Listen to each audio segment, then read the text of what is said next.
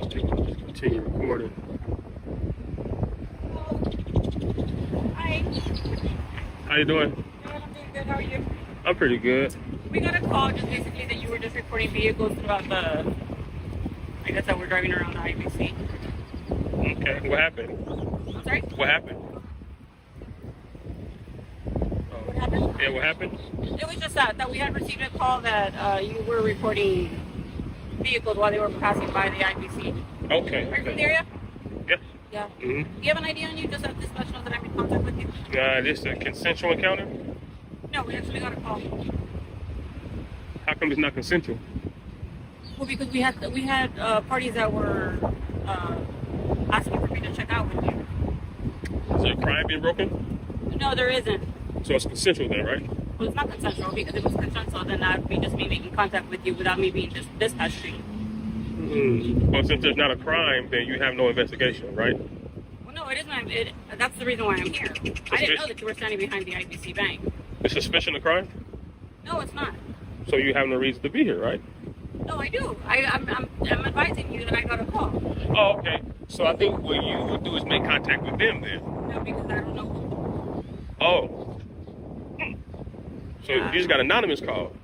Yeah, just All that's right. just this one. Okay. Well, I don't really give ID. Well, you're required. The video opens with a clear warning. Two police officers respond to a call despite no crime being committed. From the start, confusion dominates the encounter. Officers disagree on whether the interaction is consensual, yet both insist the citizen must surrender his ID. The Fourth Amendment is immediately challenged, not through evidence or probable cause, but through assumption, setting the tone for a troubling exchange rooted in misunderstanding of constitutional limits. To right now because obviously I got a call. It's not a consensual encounter. I'm only required to give ID. I believe it's 3802 Penal Code. I'm only required to give ID if I'm lawfully arrested. I'm not lawfully arrested. Well, no. That's obviously, if you're arrested, then yes, Right. obviously you're required to give your information. Mm-hmm. But what I'm trying to make you understand is this isn't a casual encounter. I just didn't drive by here and just say, hey, okay, let me check out with this guy. That's not what happened. Okay, so I didn't know that you were out here. you're right. Okay. So in terms of your investigation was a suspicious person. Yeah, that's how the call came. And obviously, you're not doing anything wrong. I mean, I can see that you're just standing here with your phone. Mm-hmm. I mean, no, I'm not. You know what I mean? So and why you're not would- in any trouble. I mean, I wouldn't know that. If I surrender my Fourth Amendment, I could be wanted. Then I'd be surrender of Fourth Amendment, then I could be in trouble. In trouble for what? I'm just saying, in hypothetical scenarios, we watch cops all the time, right? It still comes on TV. When someone surrenders their Fourth Amendment, such as their ID, you guys run that through NCIS, and then you go, or ASIS, you're right, and you run their system, their information is look for warrants. So now they surrendered their Fourth Amendment, then they're subject to arrest. Okay, so do you understand the reason why I'm here? Yeah, I you're here. totally understand that, but that would be like in a whole different circumstance, right? This isn't a traffic stop or anything like that. Right. It's not a casual encounter. Mhm. I mean, you can just provide me information. We did get a call that you were out here reporting vehicles. Again, you're not committing any crime. Mhm. The only thing is that I got dispatched here. Okay. No rings. You're not married? No, sir. As the conversation deepens, the citizen calmly asserts his rights, explaining that identification is only required during lawful detention or arrest. Officers counter by redefining the encounter, claiming dispatch alone removes consent. Despite openly admitting no crime occurred, they continue pressing for compliance. This contradiction exposes a dangerous gray area where authority is asserted without legal grounding, blurring the line between investigation and intimidation. Why not? No need to be. No need to be? Oh, wow. Woo. If you don't mind, I'll be out of your hair. It's kind of hot out here, and you can continue. to It's a drive. good shade. Look at this shade tree. Yeah, unfortunately, I cannot assist you with your investigation. That's not my job. I'm not going to do that. So even identifying me will be assisting you with your investigation. Well, the thing is that I don't know you personally. You're not supposed to. I'm a private citizen. Yeah, of course. So Right. what I'm saying is I got dispatched here. Well, you got to So know. it's not a consensual encounter, right? You do have to identify, is what I'm saying. I don't have to identify. Because it isn't a How long you been an consensual officer? encounter. A few years. Few years. I got a question. This is hypothetical speaking. I'm not insinuating nothing. This is a hypothetical conversation. when officers encounter a member of the public, and a member of the public explains to them their right. Okay.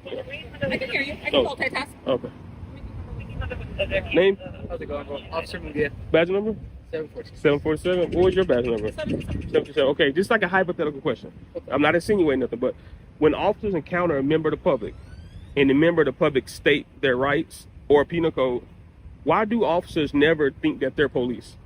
Is it because there's a code of conduct that says if you're a police, you wouldn't do this? If you're a police, you wouldn't be out here with a camera doing what you're doing. Is that like an internal thought process? I have no idea what you're talking about. I don't even know. Wow. So no one. So when I rewind this and play this, The citizen raises a critical concern. Surrendering ID opens the door to warrant checks and potential arrest, even when no wrongdoing exists. Officers attempt to minimize this fear, yet fail to explain safeguards preventing abuse. Their vague assurances clash with real-world policing practices, reinforcing the citizen's reluctance. This moment highlights how constitutional rights erode when trust is replaced by discretionary power. you're saying I gave an incomplete sentence?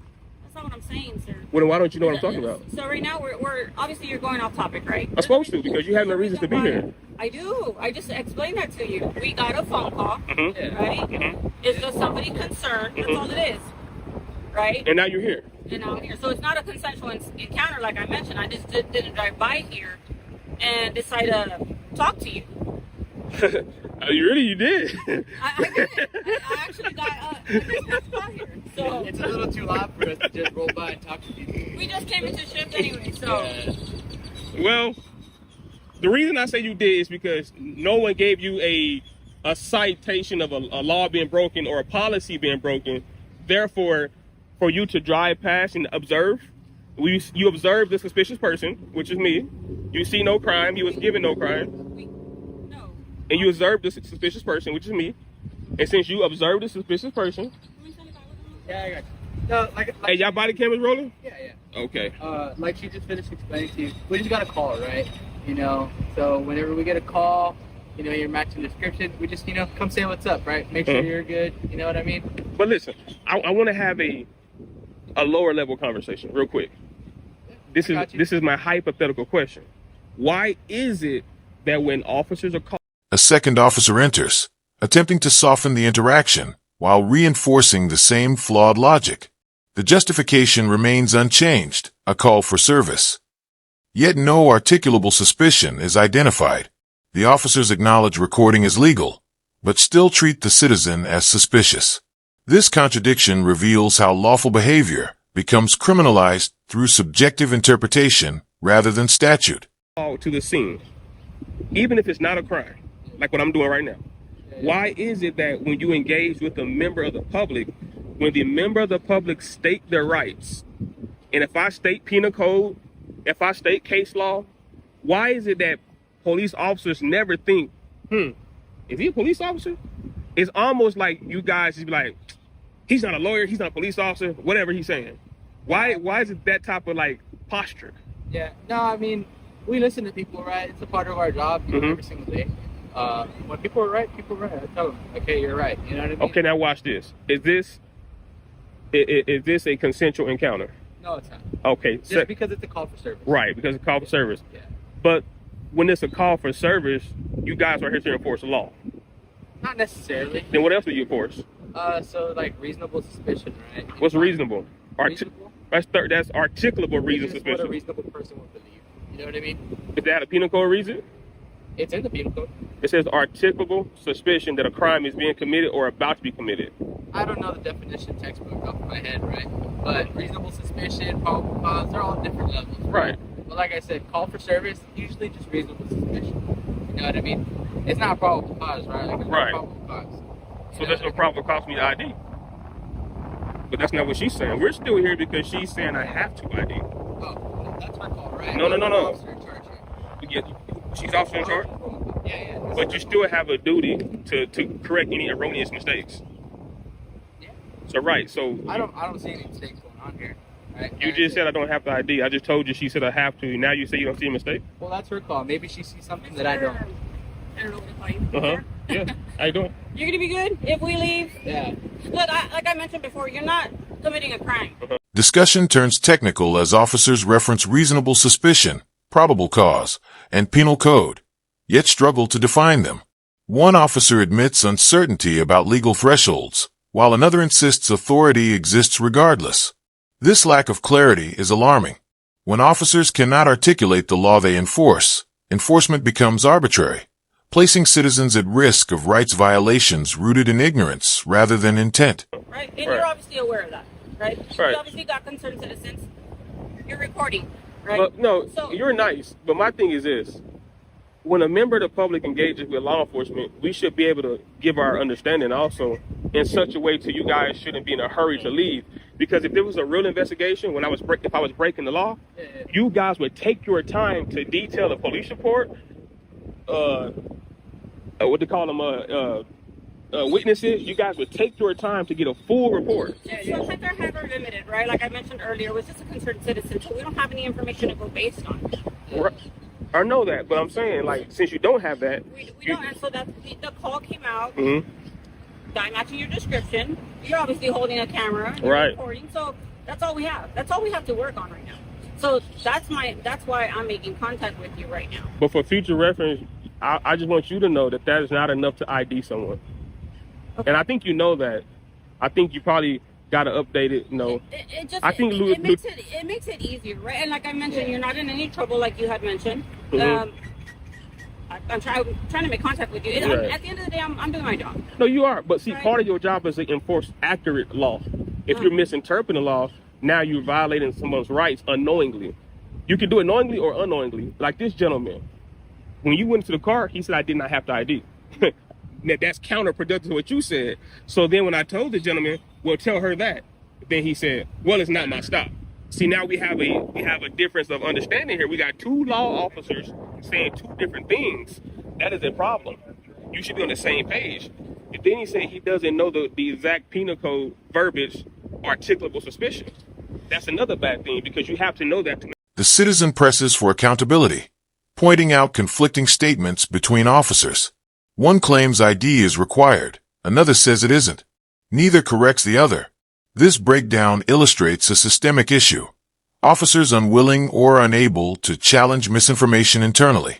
The encounter shifts from a single stop to a broader indictment of inconsistent training and unchecked discretion within law enforcement. Make a proper investigation or proper arrest. I just go into my business. Are you prior to law enforcement? Or are you just something that you just study because you like it?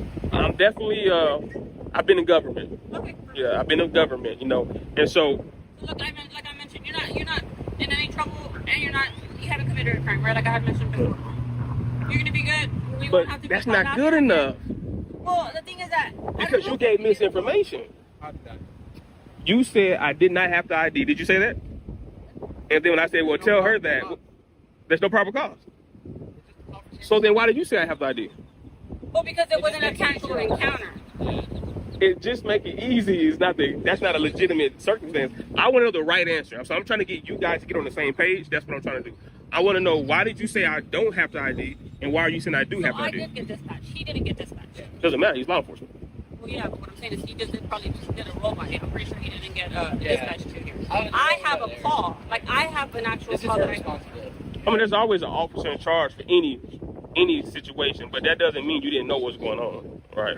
Okay, so like I mentioned, I did get a call. Mhm. I have a call was created for me to make contact with. Mhm. This isn't like I mentioned. I just didn't casually drive up here and I was on the other side of town when this call came in. Right. Right. So all I'm saying is, Okay, let me ask you this: if I would have gave you my ID, would you have ran my name? read it. Would you have ran it in the No, system? I would have logged it in. Just that I made contact with you. So you wouldn't have ran for warrants? No, there's a difference. I can log it in that I made contact with Mhm. you, and obviously you haven't committed a crime. And running it through the NCIC, TCIC, Right. which you had mentioned, is totally different. I wouldn't have done that. Now let me ask you this: how would a member of the public know when you're going to make that discretionary You decision? could have asked me just like you did right now. But Or you could have probably heard. I've and done it wrote before. I've done it before, and I know. And that's the bad thing about law enforcement encounter. You know, when a member of the public says something that happened in the past, law enforcement says, "Well, that's a different situation." But Which it was. when you guys encounter us, and you say, "Well, you could be doing this, you could be doing that," then we can say, "Well, that's a different situation." So it goes both ways, you know. Well, Right. yeah, every situation is different. Unfortunately, we're here Mhm. because, like I mentioned before, the call that I received, Mhm. right? And that's basically, like I mentioned, you're not in any trouble or anything. The debate escalates as the citizen questions how the public can trust officers' discretionary decisions. Past experiences are dismissed as irrelevant, reinforcing a one-sided power dynamic. Officers emphasize they are just doing their job, yet fail to reconcile that duty with accurate legal interpretation.